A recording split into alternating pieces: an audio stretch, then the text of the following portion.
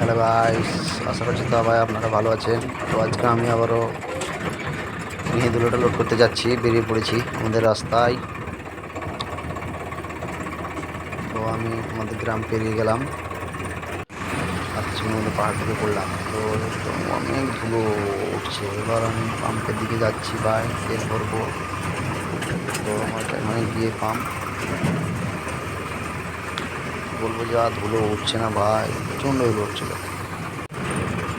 এদিকে চলে এলাম ভাই তেল ভরার জন্য।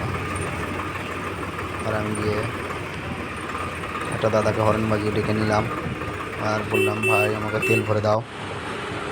আমি ভাই 2550 টাকা তেল ভরে নিলাম। আমি ভাই বেরিয়ে পড়লাম ধুলো লুট করতে। ভাই খাদান রাস্তা দিয়ে চললাম, খাদান রাস্তা দিয়ে যেতে ভাই ঝামেলা হয়ে যায়, ভিডিও করা হয়নি। আর আমি ক্যাসারে গিয়ে আবার ভিডিও বানাই লোডিংয়ে। তো যে দিকে ধুলোটা, সে দাদাটা আমার লোড দিচ্ছে ধুলোটা। এটা বালির কাজ ভাই, এটাতে গাঁথনি করবে আমার দাদারা, বাড়ি করছে তার জন্য।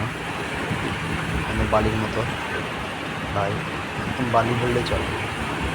বালির অনেক দাম, তো কী করবে, এটা দিয়ে কাজ করছে। কম খরচা, বালির থেকে অনেক কম। ওজন করে নিলাম ভাই, 20 টাকা টন নিল। 9.5 টন হলো ভাই, 190 টাকা নিয়ে নিল। খুব উঁচু করে নিয়ে নি ভাই, পড়বে। গোটা গাড়ি ময় ভাই ধুলোতে একদম পুরো ময়। চলে এলাম এবার আমাদের বাড়ির দিকে। খালি পয়েন্টে এসে ভাই গাড়ি ফেঁসে গেল জমিতে। ব্যাকে নামিয়েছিলাম ভাই গাড়ি।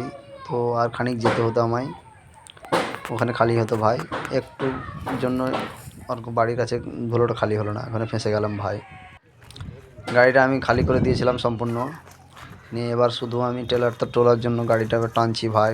তো টেলার আর তুলতে পারছি না, ওটাও আছে 2-3 টন মতো ধুলো ছিল, কোনো মতে তুলতে পারছি না। গাড়ি পুরো ঢুকে গেল ভাই। এটা আলগা মাটি ফেলা আছে, তার জন্য গাড়িটা বসে যায়, একদম মাটি কেটে বসে গেল।